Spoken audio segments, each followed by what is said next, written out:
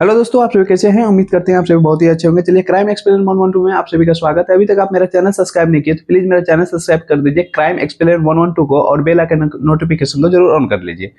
दरअसल ये घटना बहुत ही शर्मसार करने वाली घटना है, जो कि आदमी को होश और चौंका देने वाली घटना है।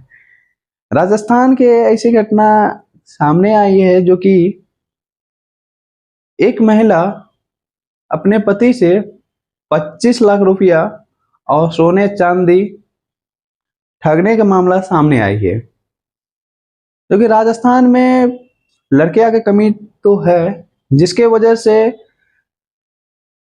लड़के वाले को लड़की वाले को पैसा देना पड़ता है और पैसा दे के शादी करना पड़ता है, जिसको कहते हैं दहेज प्रथा। अपने बिहार में और से जगह ऐसा है कि लड़के वाले को दहेज दिया जाता है तब शादी होता है। यूपी में भी है कि लड़की वाले को पैसा दे के शादी किया जाता है। लड़के की जनसंख्या राजस्थान में कम है। तो ये दरअसल घटना है आपको 2023 की। होता है क्या कि जब वहां पे शादी की बात होती है तो लड़के वाले के पिता लड़की वाले के पास जाते हैं। जाने के बाद उनका बात किया जाता है लड़की से। जब सारा चीज फाइनल हो जाने के बाद 25 लाख रुपया दहेज का मांग किया जाता है। इसके बाद सोने चांदी का भी मांग किया जाता है। लड़के के पिता जो है, जब बात फाइनल हो जाने के बाद उसी टाइम 5 लाख रुपया देते हैं। इसके बाद लड़की के पिता जो है कुछ दिन का टाइम लेते हैं।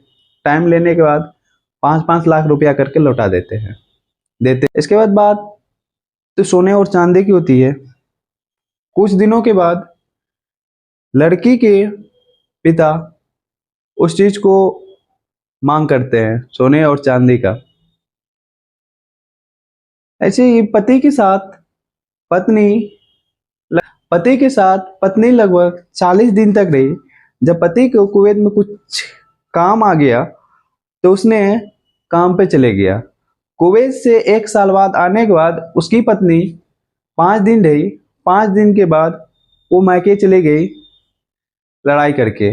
जब उसको समझा बुझा के फिर से लाया गया, समझा बुझा के लाने के बाद फिर से लड़ाई करके वो चले गई। जब लड़के वाले से पूछा गया तो तुमको कहाँ रहना है, तो लड़की साफ इनकार कर दी कि मुझे वहां नहीं रहना है, मुझे अपने ही घर रहना है। चलिए दोस्तों, इस घटना को दरअसल किस तरह से अंजाम दिया है विस्तार रूप से जानते हैं। दरअसल होता है, एक सावर गांव में शादी के नाम पर 25 लाख रुपया और सोने चांदी हड़पने का मामले सामने आई है। पति के आने के बाद 5 दिन बाद पत्नी भाग गई, लेकिन शादी के वक्त दिए गए रुपये और गहने वापस नहीं किए। राजस्थान के सागवाड़ा में शादी के नाम पे 25 लाख रुपया और सोने चांदी हड़पने का मामला सामने आया है। कुवैत चला गया और 1 साल बाद वापस आया। वही पति के आने के बाद 5 दिन बाद पत्नी भाग गई, लेकिन शादी के वक्त दिए गए रुपये और गहने वापस नहीं किए। फिलहाल पुलिस ने इस मामले के दुल्हन और उसके घरवाले के खिलाफ रिपोर्ट दर्ज करवाया। सागवाड़ा थाना पुलिस के मुताबिक पलाडा माताजी के रहने वाले शिव श्याम ने यह मामला दर्ज करवाया है, जिसने बताया कि समाज में लड़कियों की कमी है, इसके चलते रुपये देकर शादी करवानी पड़ती है। चेतना पाटीदार के घरवाले ने लड़के के परिजनों से संपर्क किया और शादी की बात की। उन्होंने रिश्ते की बात करने के लिए भिलूरा गांव बुलाया। इस पर घरवाले जनवरी 2022 में गांव गए, जहां चेतना के परिवार लोगों से शादी के लिए 25 लाख रुपया और सोने चांदी गहने के मांगे। इसी पर लड़के के घरवाले ने 5 लाख रुपया मौके पर दिए और बाकी आने वाले 10 दिन में 5-5 लाख रुपए फिर से दिए। 19 फरवरी 2022 को शादी की तारीख तय हुई। इसके चलते शादी वाले दिन बाकी बचे हुए 10 लाख रुपया दिए। इसके साथ ही चांदी के गहने दिए और सोने के गहने दिलवाई तक देने को कहा। शादी के 40 दिन पति पत्नी साथ रहे। इसके बाद पति का काम के लिए कुवैत चले गया। इसके बाद चेतना के घरवाले ने 20 अक्टूबर 2022 को सोने की गहने की मांग रखी। इस पर सोने, मंगलसूत्र, झुमके और हार लेकर दिया गया।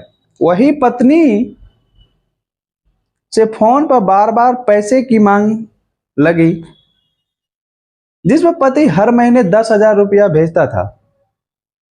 इसके बाद 26 जनवरी 2023 को चेतना ने फोन कर पैसे मांगे। इस पे पति ने 30,000 रुपया भेज दिए। वही 3 अप्रैल 2023 को पति ने चेतना के भाई भरत के खाते में 25,000 रुपया भेजे। 1 जून 2023 को पति कुवैत से वापस घर आया, जिसके बाद चेतना 5 दिन घर पे रही, फिर लड़ाई करके मायके चली गई।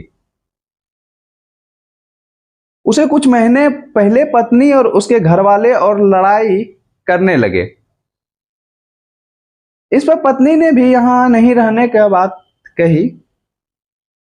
इस पर लड़के के घरवाले ने शादी के वक्त दिए 25 लाख रुपए और गहने वापस देने की बात कही, लेकिन पत्नी को घरवाले ने तो रुपये दिए और ना ही गहने। फिलहाल इस घटना को पुलिस बहुत अच्छे से जांच कर रहे हैं, अभी जांच में लगे हुए हैं। दोस्तों, अगर आप लोग के भी साथ अगर ऐसा हो रहा है तो आप लोग सावधान और सतर्क रहे।